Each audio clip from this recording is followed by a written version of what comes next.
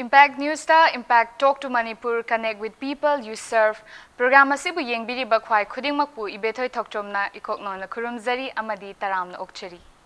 Impact Talk to Manipur connect with people you serve is a platform for pioneers, leaders, activists, professionals, and anyone in service of people to share their visions and their contributions to the society. Ngasigi program asina puduna lakchariba guest asi mayam da sak takchage mahag asi Sahitya Academy 2018 gi awardee amani wahaki wari macha lairik ngamkhai gi wangmada haiba asida lemjaningai oiraba mana asi phanglakibani amadi hojikna Thambal Marik College ta assistant professor oina history department da thawpubiriba oja Budhi Chandra Haisnambani ozabu akogi so Impact Talk to Manipur da taramna okchari. Oza theng labusu theng na koi whole impacting gi mai degi congratulations. Oza akoi gi so se hawdok pasi oza gi ai ming de hangna panjakre dubu oza si karai degi no amadi karai degi hobiraki oza gi leifam amadi ichine na ma baba gi ming adu thambi oza. Masigi profiles gi personal gi oiba biodata simadi atopa program chingda sudum hana sudum saktak sedron la yenga sigi kudong sa ba siloraga amuko sona taksige ayaki pongnapam si kogi Imphal West ki manungsana leiba Komla Khong hairiba khonggang adudani aigi imagi mamingna Salam Ningol Haisna Mongbi Kainatom Devi aduga aigi popa pabungi mingna Haisna Mija School sin aduga akoi isinau tarukni Ningol ahum piba ahum manung aina yaimani aduga aigi schooling haitare ko aigi kanosi kogi khongangdu da leiba kogi pranga yumga neighbor village amda Muslim village community gi haitare adu leiba primary UJB school amada IC class 5 ho tamjare matamdu da ayambana kogi Muslim gi locality da leiba school nina kogi angang hoina IC adum Muslim gi imanaba maru mapang singa tinabagi kudong chabom su matam du phangi aduga haiba class 5 si loira matunga class 16 na 10 bo sina Sengbai jin da leiba W high school high school sida 6 to 10 bo metric bo tamjare aduga mo PUC dagi horaga graduation sina phau sina mo Mailami college da losenje aduga master sina Manipur University da losenlaga Sibu MU da Manipur University tamjeka loira matungda mabitangda koi Imphal da settle to khibani si sagubal moirang anubal irakta Oza yam nungaize oza makha tarakpasi di akhoi ozana handakta Sahitya Academy Award phangbirakhiba ngamkhai gi wangmada hariba short story lyric se oza masi iba matamda ozana karam kanana inspire tawbirakhibano amadi masi kamaina iba hawraki amadi karamna loishinki aduga oza masigi lyric asi akhoi ngasigi so sibu yengbiriba mayam sidagi loimak paba kharadi yaramdabsi aduna lyric sigi matangda ozana samlapa summary amatang thambiraga hai mayam asi khumbiyo hoi pani ai haijage adubu ai sana isaba lyric ki maramda as a writer amoina writer masana haibase aigi jurisdiction gi wangmudadi oigani han khali masi akoi kanagumba naina roy amana critic amana lyric ki maramda haibasina hena aiko panga chunabaju heli marik chumbaju heli adubu ainu asida ina haijadu isidi aina thenajari khwaga thenajari ki lyric asi sagana hona bada thenaraki awana ngaido adu katang ai samtakna haijege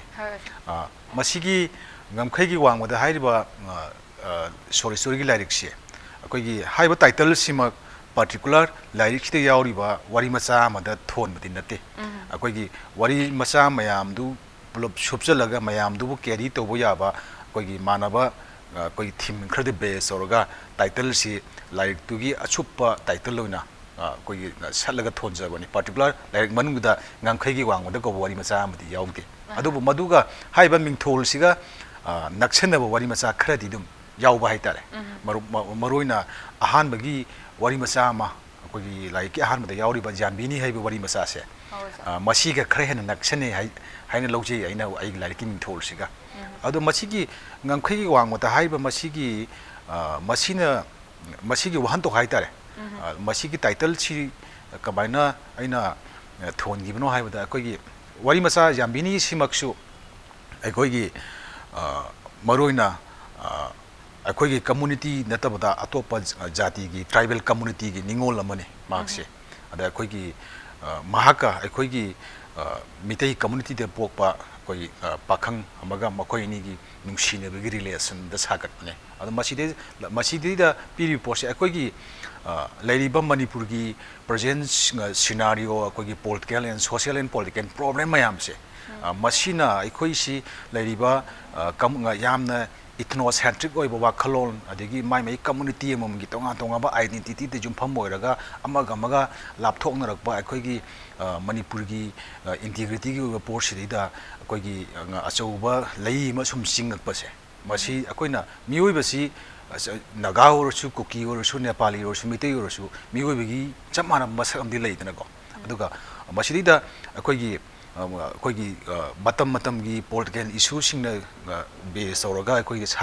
ꯃꯤꯒ ꯃꯔꯛꯇ community ꯑꯃꯒ community ꯃꯔꯛꯇ ꯈꯥꯒꯠꯂꯛꯏꯕ barrier ꯁꯝꯕꯜꯁꯦ ꯃꯁꯤꯕꯨ ꯑꯃꯨꯛꯇꯪ ꯑꯩꯈꯣꯏꯒꯤ overcome ꯇꯧꯕ ꯅꯝꯍꯠꯄ ꯍꯥꯏꯕꯁꯦ ꯑꯩꯈꯣꯏꯒꯤ ꯃꯤꯑꯣꯏꯕꯕꯨ ꯄꯨꯟꯗꯨꯅ ꯊꯝꯃꯤꯕ ꯅꯨꯡꯁꯤꯕ ꯍꯥꯏꯕꯁꯦ ꯅꯨꯡꯁꯤꯕꯒꯤ ꯗꯣꯃꯦꯟꯁꯤꯗꯗꯤ ꯖꯥꯇꯤ ꯕꯤꯖꯥꯇꯤ ꯂꯩꯇꯦ ꯃꯤꯑꯣꯏꯕꯒꯤ ꯔꯤꯂꯦꯁꯟꯁꯤꯞꯁꯤꯗꯤ ꯍ꯭ꯌꯨꯃꯦꯟ ꯔꯤꯂꯦꯁꯟꯁꯤꯞꯁꯤꯗꯤ ꯑꯩꯈꯣꯏꯒꯤ ꯑꯦꯅꯤ ꯄꯣꯂꯤꯇꯤꯀꯦꯜ ꯕꯥꯎꯟꯗꯔꯤ ꯑꯃꯁꯨ ꯕꯣꯔꯗꯔ ꯑꯃꯁꯨ ꯊꯠꯄ ꯉꯝꯗꯦꯗꯅ ꯑꯗꯨꯅ ꯂꯩꯅꯔꯤꯕ ꯃꯤꯑꯣꯏꯕꯒꯤ ꯃꯔꯛꯇ ꯂꯩꯅꯔꯤꯕ ꯍ꯭ꯌꯨꯃꯦꯟ ꯔꯤꯂꯦꯁꯟꯁꯤꯞ ꯅꯨꯡꯁꯤꯕꯒꯤ ꯑꯣꯏꯕ ꯃꯔꯤꯁꯤꯅ ꯑꯦꯅꯤ ꯕꯣꯔꯗꯔ ꯈꯨꯗꯤꯡꯃꯛ ꯑꯗꯒꯤ ꯉꯝꯈꯩ ꯈꯨꯗꯤꯡꯃꯛ ꯂꯥꯟꯊꯣꯛꯇꯨꯅ ꯆꯠꯄ ꯉꯝꯃꯤ ꯍꯥꯏꯕꯒꯤ ꯑꯩꯅ ꯃꯗꯨꯒꯤ ꯊꯤꯝ ꯑꯃꯗ ꯕꯦꯁ ꯇꯧꯔꯒ ꯍꯥꯏꯕ ꯋꯥꯔꯤ ꯃꯁꯥꯁꯦ ꯑꯩ ꯁꯥꯒꯠꯆꯈꯤꯕꯅꯤ ꯑꯣꯖꯥꯅ ꯐꯪꯂꯛꯂꯤꯕ ꯑꯦꯋꯥꯔꯗ ꯑꯁꯤꯃꯛ ꯃꯇꯤꯛ ꯆꯥꯏ ꯍꯥꯏꯅꯁꯨ ꯊꯝꯖꯒꯦ ꯑꯣꯖꯥ ꯑꯗꯨꯒ ꯑꯣꯖꯥꯁꯤ ꯑꯣꯖꯥꯅ ꯂꯥꯏꯔꯤꯛꯁꯦ ꯏꯕꯤꯔꯦꯀꯣ ꯑꯗꯨꯒ ꯏꯔꯒ ꯑꯩꯈꯣꯏꯅ ꯇꯥꯖꯕꯗ ꯌꯥꯝ ꯀꯃꯟꯂꯤ ꯇꯥꯖꯕꯗ ꯔꯥꯏꯇꯔ ꯑꯃꯅ ꯊꯦꯡꯅꯕꯗ ꯑꯩꯈꯣꯏ ꯄꯕ꯭ꯂꯤꯁ ꯇꯧꯔꯝꯗꯥꯏꯁꯦ ꯕꯨꯛꯁꯤ ꯄꯕ꯭ꯂꯤꯁ ꯇꯧꯔꯝꯗꯥꯏꯁꯦ ꯌꯥꯝꯅ ꯁ꯭ꯇ꯭ꯔꯒꯜ ꯑꯃꯅ ꯍꯦꯟꯅ ꯇꯥꯖꯩ ꯑꯗꯣ ꯑꯣꯖꯥꯒꯤꯗꯤ ꯁꯤꯒꯤ ꯂꯥꯏꯔꯤꯛ ꯑꯁꯤ ꯐꯣꯡꯕ ꯃꯇꯝꯗ ꯑꯗꯨꯒꯨꯝꯕ ꯑꯦꯅꯤ ꯁ꯭ꯇ꯭ꯔꯒꯜꯁꯒꯨꯝꯕ ꯂꯩꯕꯤꯈꯤꯕ꯭ꯔꯥ ꯑꯗꯨꯒꯤ ꯃꯇꯥꯡꯗ ꯊꯝꯕꯤꯌꯨ ꯃꯁꯤ ꯍꯥꯏꯕ ꯑꯩꯒꯤ ꯑꯍꯨꯝꯁꯨꯕ ꯂꯥꯏꯔꯤꯛꯅꯤ ꯑꯗ ꯑꯍꯥꯟꯕ ꯃꯃꯥꯡꯗ ꯂꯥꯏꯔꯤꯛ ꯑꯅꯤ ꯐꯣꯡꯈ꯭ꯔꯦ ꯑꯗ 2013ꯗ ꯐꯣꯡꯕꯅꯤ ꯃꯁꯤꯒꯤ ꯂꯥꯏꯔꯤꯛꯁꯦ ꯑꯍꯨꯝꯁꯨꯕ ꯑꯩꯒꯤ ꯍꯧꯖꯤꯛꯀꯤ ꯍꯥꯏꯕ ꯑꯦꯋꯥꯔꯗ ꯐꯪꯉꯤꯕ ꯂꯥꯏꯔꯤꯛꯁꯦ ꯃꯃꯥꯡ ꯑꯩꯈꯣꯏꯒꯤ ꯍꯥꯟꯅ ꯑꯩꯅ ꯁꯨꯝ ꯆꯥꯏꯅ ꯁꯨꯝ ꯏꯔꯒ ꯂꯩꯈꯤꯕ ꯁꯣꯔꯤ ꯃꯌꯥꯝꯁꯦ ꯏꯈꯤꯕ ꯈꯨꯗꯤꯡꯃꯛꯁꯦ ꯑꯩ ꯂꯣꯏꯅꯗꯤ ꯁꯦꯂꯦꯛ ꯇꯧꯖꯗ꯭ꯔꯦ ꯈꯔ ꯈꯤꯇꯪ ꯃꯁꯇꯔꯄꯤꯁ ꯑꯣꯏꯕ ꯈꯔ ꯂꯥꯏꯔꯤꯛꯁꯤꯗ ꯃꯄꯥꯡꯒꯜ ꯍꯥꯞꯄ ꯉꯝꯕ ꯂꯥꯏꯔꯤꯛꯁꯤꯕꯨ ꯆꯤꯡꯗꯨꯅ ꯄꯨꯕ ꯉꯝꯒꯗꯕ ꯈꯔ ꯋꯥꯔꯤ ꯃꯆꯥ ꯈꯔ ꯃꯄꯥꯡꯒꯜ ꯀꯟꯕ ꯈꯔ ꯇꯣꯉꯥꯟꯅ ꯑꯩꯅ ꯁꯦꯂꯦꯛꯇꯦꯠ ꯑꯣꯏꯅ ꯈꯟꯒꯠꯆꯔꯒ ꯂꯥꯏꯔꯤꯛꯁꯤ ꯀꯝꯄꯥꯏꯜ ꯇꯧꯖꯔꯛꯄꯅꯦ ꯃꯇꯝꯗꯨꯗ ꯑꯩꯈꯣꯏꯒꯤ ꯑꯍꯥꯟꯕ ꯐꯣꯡꯈꯤꯕ ꯂꯥꯏꯔꯤꯛꯁꯤꯡꯁꯤꯗꯤ ꯀꯌꯥ ꯑꯗꯨꯝ ꯊꯣꯏꯗꯣꯛꯄ ꯑꯩꯁꯤ ꯅꯧꯅ ꯁꯥꯍꯤꯇ꯭ꯌꯗ ꯈꯣꯡꯗꯥꯔꯛꯄꯒꯤ ꯑꯗꯨꯝ ꯐꯣꯡꯅꯤꯡꯕꯒꯤ ꯏꯊꯤꯜ ꯃꯌꯥꯏ ꯑꯃꯅ ꯐꯖꯕ ꯊꯤꯕ ꯅꯥꯠꯄꯨ ꯁꯨꯡꯌꯦꯡ ꯌꯦꯡꯗꯅ ꯑꯗꯨꯝ ꯑꯩꯈꯣꯏꯒꯤ ꯐꯣꯡꯈꯤꯕ ꯑꯗꯨꯒ ꯂꯥꯏꯔꯤꯛ ꯑꯍꯨꯝ ꯁꯨꯔꯛꯄꯁꯤꯗꯗꯤ ꯏꯁꯥꯒꯤ ꯋꯥꯈꯜꯒꯤ ꯆꯍꯤꯒꯤ ꯁ꯭ꯇꯦꯖ ꯑꯃ ꯃꯦꯆꯨꯔꯤꯇꯤ ꯑꯃꯁꯨ ꯂꯥꯛꯄ ꯑꯗꯨꯒ ꯂꯣꯏꯅꯅ ꯑꯦꯖ ꯑ ꯔꯥꯏꯇꯔ ꯑꯃ ꯑꯣꯏꯅ ꯑꯩꯒꯤ ꯔꯥꯏꯇꯤꯡꯁꯤ ꯍꯥꯟꯅ ꯂꯩꯔꯝꯕ ꯊꯥꯛꯇꯨꯗꯒꯤ ꯃꯊꯪ ꯑꯃꯨꯛ ꯐꯣꯡꯉꯛꯄꯗꯗꯤ ꯑꯩ ꯈꯔ ꯍꯦꯟꯅ ꯏꯁꯇꯥꯕ꯭ꯂꯤꯁ ꯇꯧꯕ ꯑꯃ ꯆꯪꯉꯦꯕ ꯏꯁꯇꯥꯕ꯭ꯂꯤꯁ ꯇꯧꯕ ꯍꯥꯏꯁꯦ ꯑꯩꯒꯤ ꯋꯥꯈꯜꯅ ꯄꯥꯝꯃꯒꯁꯨ ꯑꯩꯒꯤ ꯔꯥꯏꯇꯤꯡꯗꯨꯅ ꯌꯥꯗ꯭ꯔꯒꯗꯤ ꯏꯁꯇꯥꯕ꯭ꯂꯤꯁ ꯇꯧꯕ ꯉꯝꯃꯣꯏꯗꯣꯏꯅꯦꯕ ꯑꯗꯨꯅ ꯃꯇꯝꯗꯨꯗ ꯑꯩꯉꯣꯟꯗ ꯀꯩ ꯍꯥꯏꯇꯥꯔꯦ ꯋꯥꯈꯜꯗ ꯇꯦꯟꯁꯟ ꯑꯃ ꯍꯥꯏꯗꯤ ꯋꯥꯈꯜꯁꯤꯗ ꯌꯥꯝꯅ ꯍꯥꯏꯗꯤ ꯍꯌꯦꯡ ꯑꯩꯒꯤ ꯂꯥꯏꯔꯤꯛꯁꯤ ꯐꯣꯡꯕ ꯃꯇꯨꯡꯗ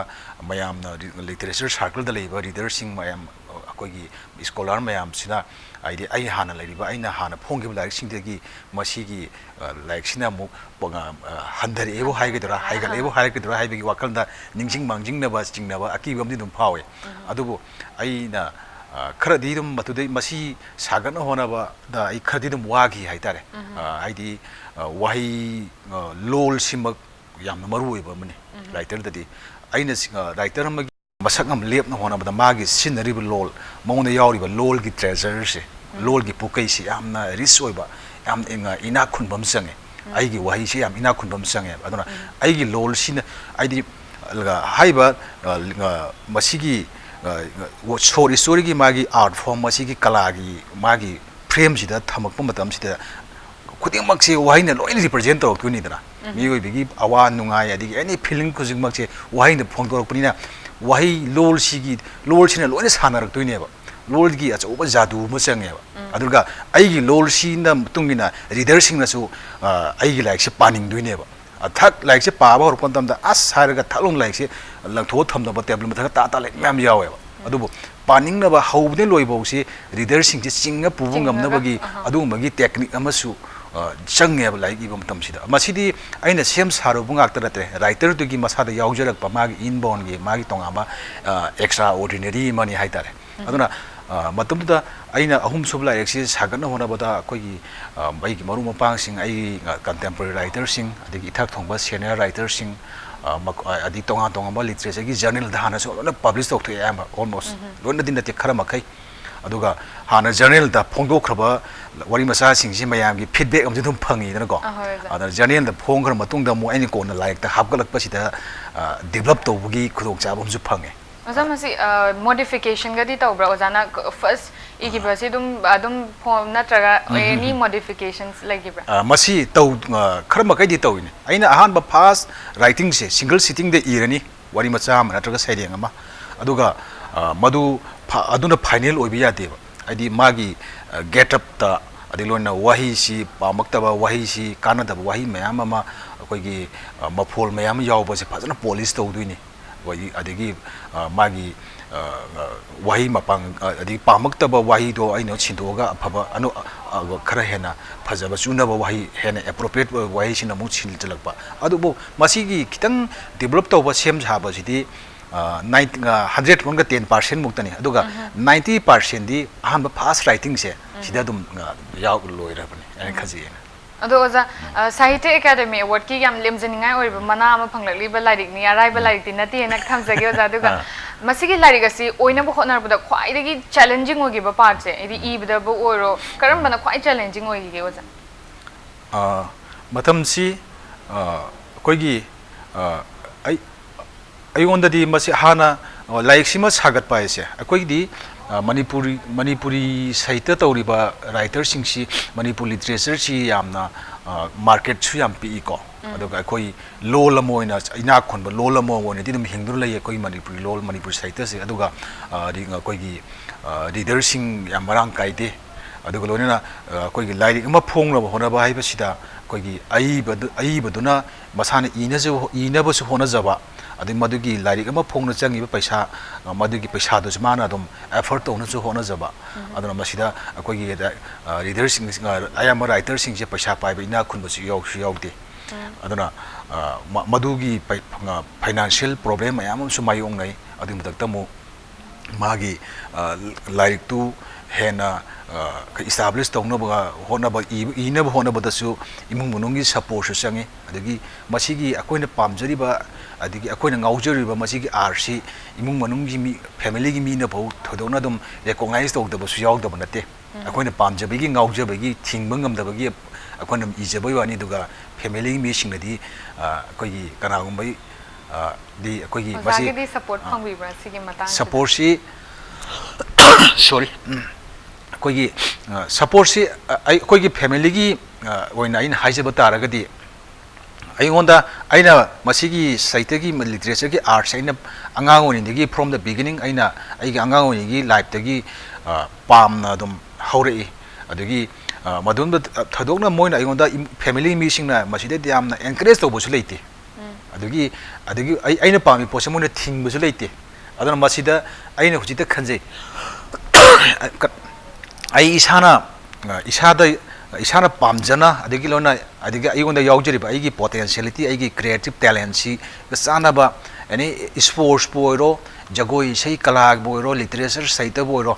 ꯑꯩꯉꯣꯟꯗ ꯁꯝꯊꯤꯡ ꯈꯔ ꯀꯟꯐꯤꯗꯦꯟꯁ ꯈꯔ ꯒ ꯂꯣꯏꯅꯅ ꯃꯁꯤꯒꯤ ꯐꯤꯜꯁꯤ ꯑꯩꯅ ꯄꯥꯝꯖꯕ ꯂꯣꯏꯅ ꯑꯩꯒ ꯆꯥꯟꯅꯅꯤ ꯍꯥꯏꯕꯒꯤ ꯃꯗꯨꯒꯤ ꯄ꯭ꯂꯦꯠꯐꯣꯝ ꯑꯃ ꯐꯪꯉꯒꯗꯤꯀꯣ ꯃꯁꯤꯗꯤ ꯏꯃꯨꯡ ꯃꯅꯨꯡꯒꯤ ꯃꯤꯅ ꯁꯄꯣꯔꯠ ꯇꯧꯕꯤꯒꯦꯔꯥ ꯇꯧꯕꯤꯔꯔꯣꯏꯔꯥ ꯆꯦꯂꯦꯟꯖ ꯑꯃ ꯆꯪꯉꯦ ꯈꯜꯂꯦ ꯍꯥꯏꯗꯤ ꯑꯩꯅ ꯅꯤꯡꯕꯗꯣ ꯑꯗꯨꯝ ꯄꯥꯡꯊꯣꯛꯅꯕ ꯍꯣꯠꯅꯕ ꯃꯁꯤꯅ ꯑꯗꯨꯅ ꯑꯩꯁꯨ ꯃꯁꯤꯒꯤ ꯑꯩꯒꯤ ꯂꯤꯇꯔꯦꯆꯔꯒꯤ ꯐꯤꯜꯁꯤꯗ ꯑꯩꯅ ꯆꯪꯉꯛꯏꯁꯤꯁꯨ ꯑꯩꯉꯣꯟꯗꯗꯤ ꯑꯩꯅ ꯃꯄꯥꯟ ꯊꯣꯛꯅ ꯁꯤꯡꯖꯔꯨꯗ꯭ꯔꯒꯁꯨ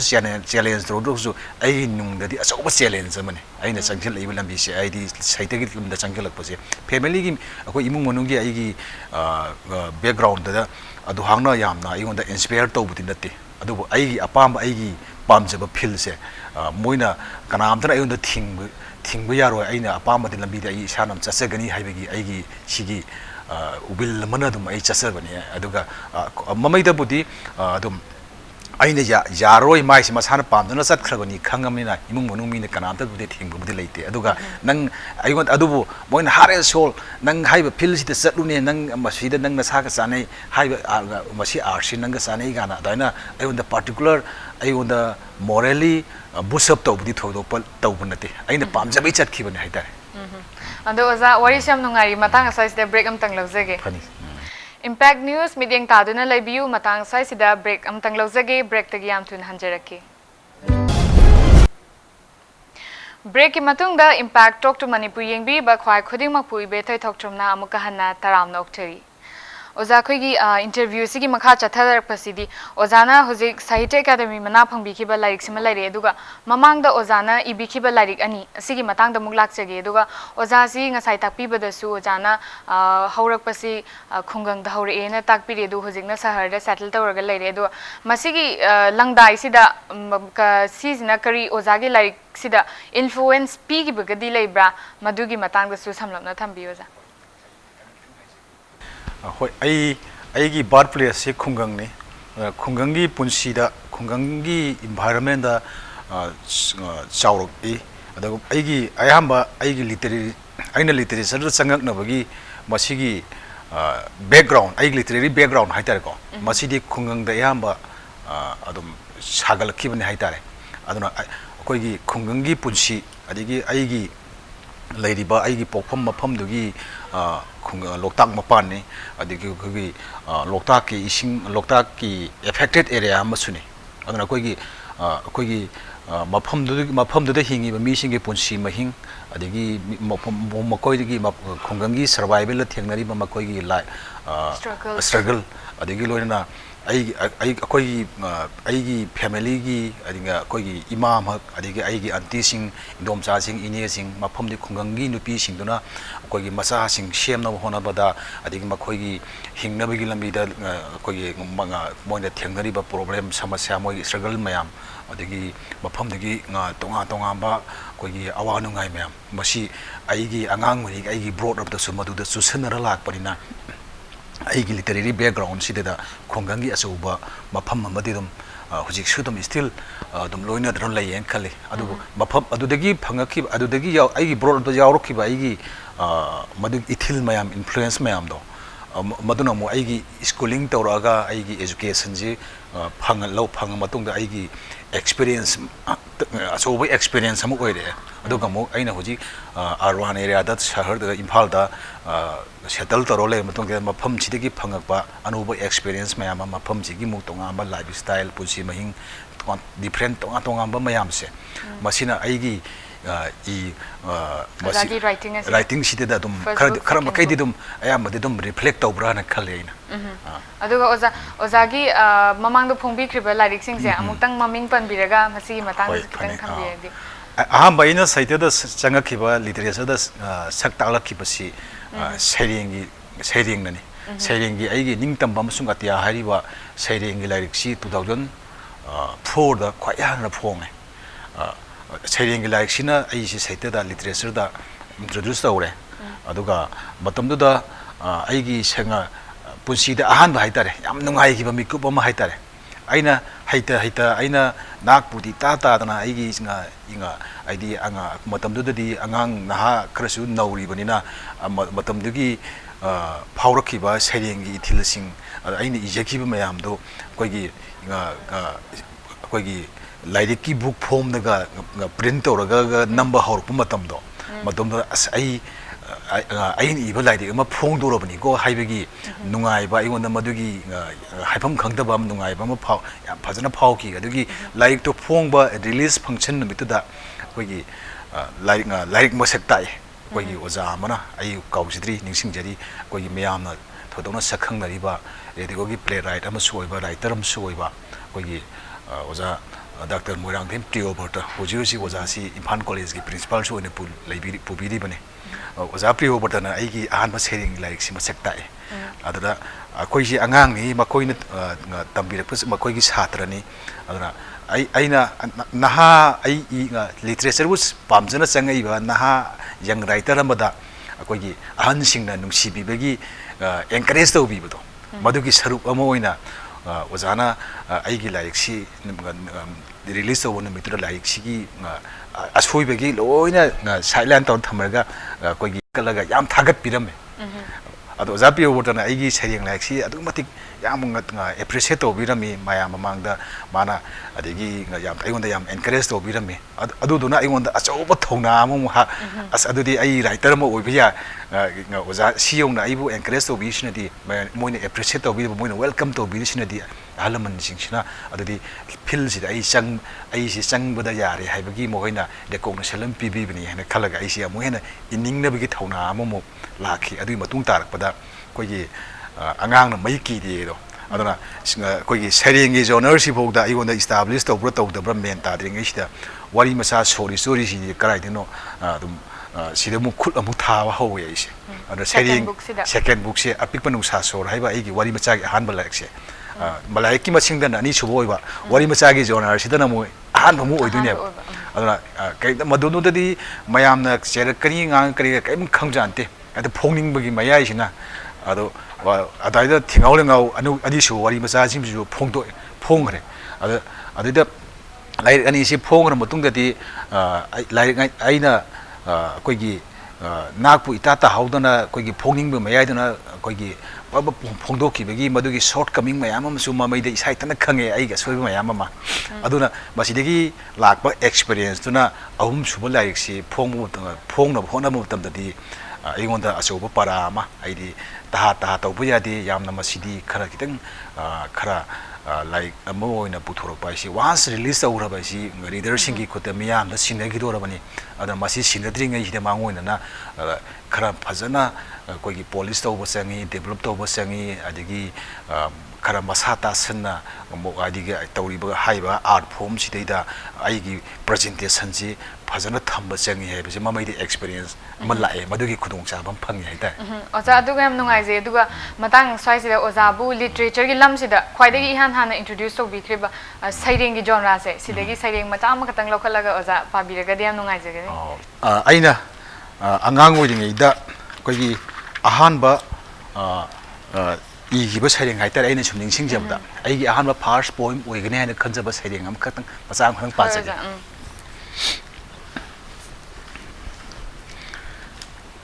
Sairengi maming hanubigi isei kaithelgi masi khuding nangi wari tagadobagi ningai tauri pithrai thaumaina thamamlamba ahing khudingi tandan singa pakhong chanaruduna momon noktuna yengli kaithel lairen bina nakhoi anigi matau uraga isik chi hauroba kaithelgi nungphan da phamladuna karigumba matamdasu isai saktuna chali nangdi ningtham thagi aingba nuksina yeibada khujillaba khajaiduna momon nokduna sanari chen jongduna piklibana su singnadi maning tamna harauna ningthamgi aingba kidana loinaidraba nangi isaigi surgi ipom marakta chaurba jum asigi kachin koya sin thungna mangal pumba chakhairakli musiramba pithrai thaumaina nangna halakpa khudingi harau mathoi karadona tha thoktaba ahing khuding nangi changai wari tagadobagi mikup ama pothadana ngai thawa musak singna khauranga mahumda tumnamba uchek macha sing sare phakhi mathang nangi wari amasung isai tana paina khi makhoi ahangwa malangda sakhap toiraduna anauba kaidong pham amamam gidamak adubu nangdi isai sakhauri musiraba pithrai thaumaiga chatminnaruduna phaminaruduna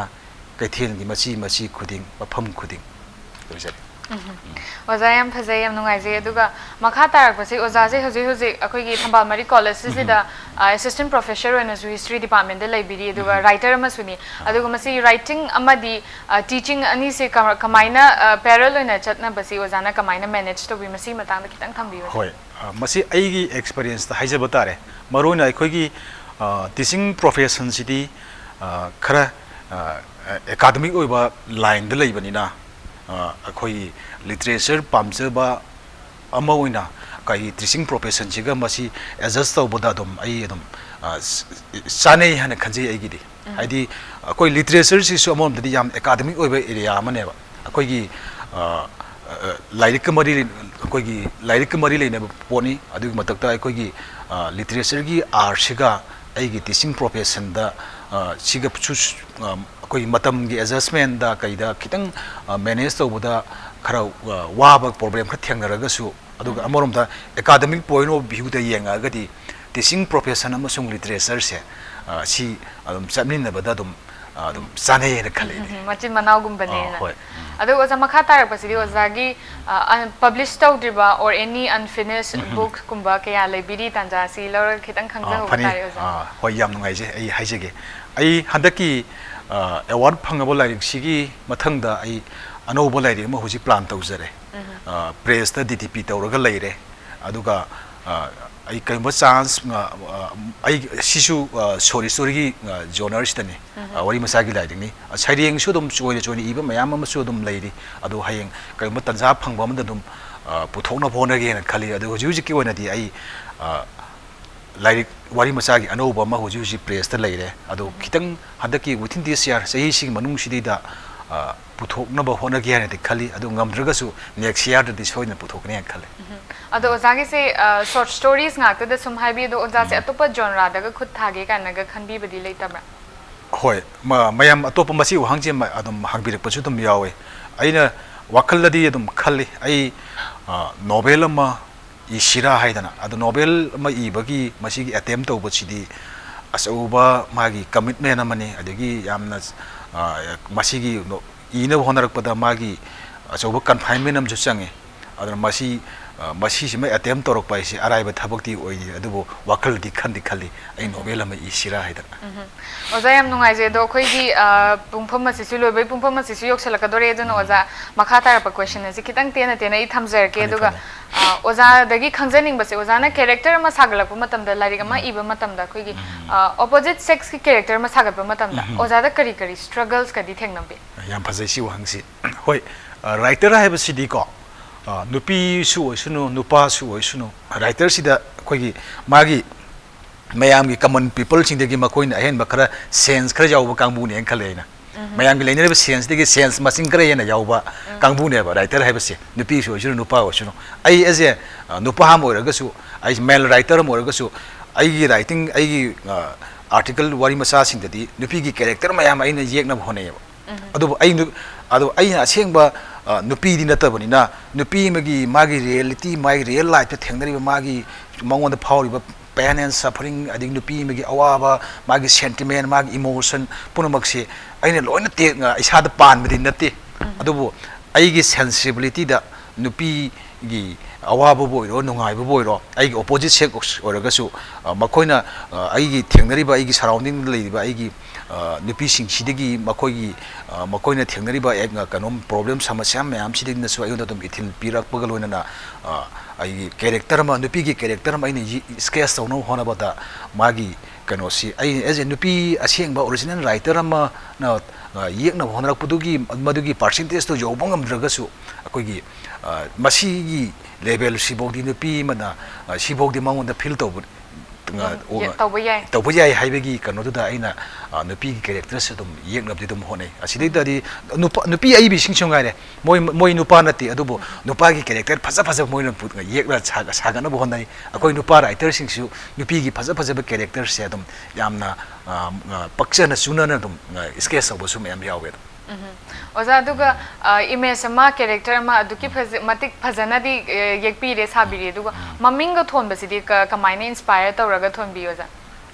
koi character gi maming thon base masi su amom dadi am lobza ne ai koi gi character dugi lari status tu ka sana na ming se fit to bom sange mai title se ming thon se aduda koi gi icham chamba koi gi house wife ama natraga lemon amada koina yamna koi gi thon ba minga adegi khara kitang masagi koi gi khara intellectual amana da kogudaba minga masi khara singa adum ba sida character du ka sana na adum fit tawna honarak pa sida mingsi adum khara makhai di dum chunabati dum khandi khali adubo akona si haiba character se masigi mingi tholag di dum jani na hara khal adum heta thon ki thon bu di dum thoi adugo ozana ngasi bakta ozana ibirakpa lyric sing se asigi creating process ta ozada thengna ba any surprising thing or moment or emotion aduga atai matam da di thengna da ba ozagi book se iba matam da kari kari di thengna bi ke masi aina hojiki wahang chigi mari leina na ko aina koida aigonda phau bai tare koigi jam surprise oiba natraga yam spontaneous oiba feeling sidi koigi sayeng orsu wari masa orsi fast writing si adi aina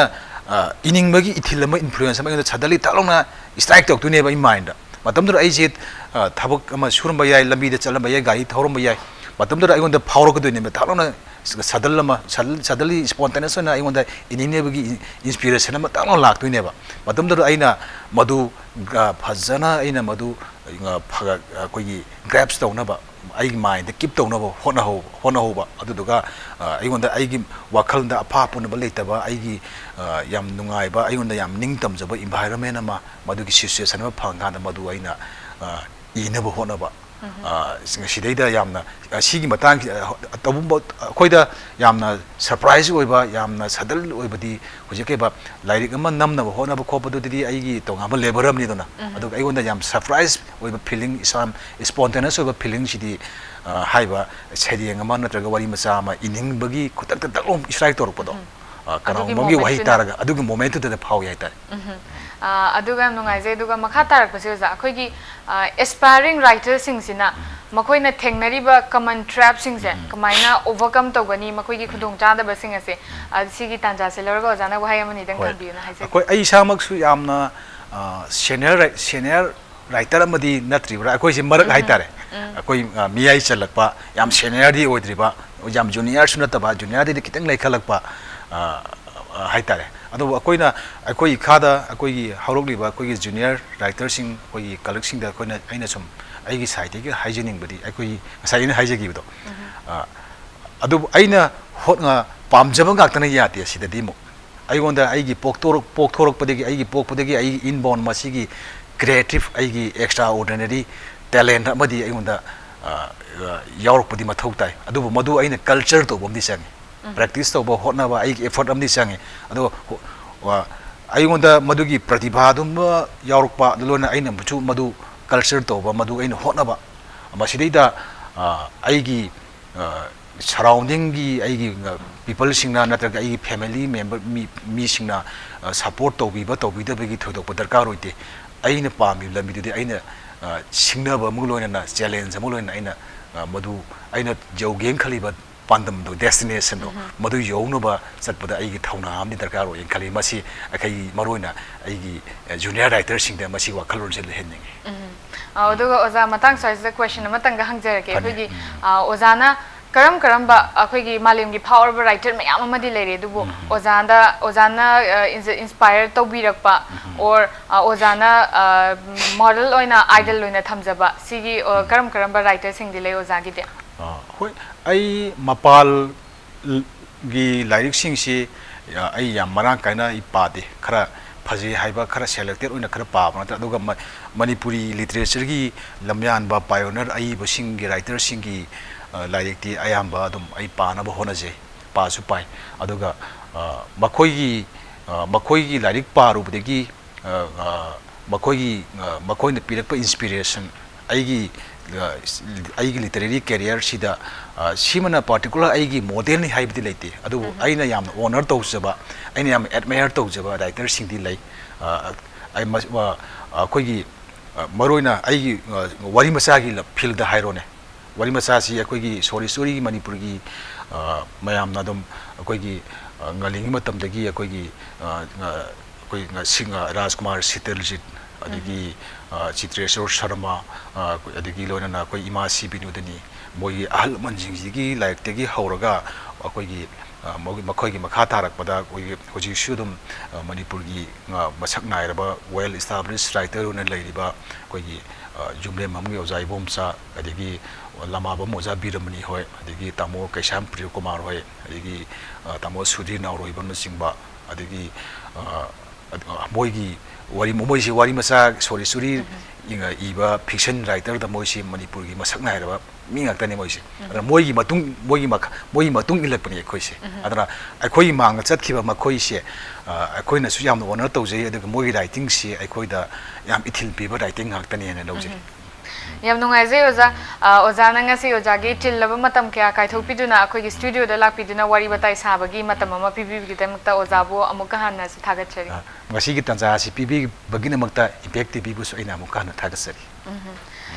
ngasi oinadi impact news na sandokchariba impact talk to manipur connect with people you serve program asibu yengbiriba khwai khudingmakpu ibethoi thokchomna amuka hanna khurumjari mathangi episode ta channel asimakta da anobu personality ama puduna lakchage impact news bideng taduna laibiu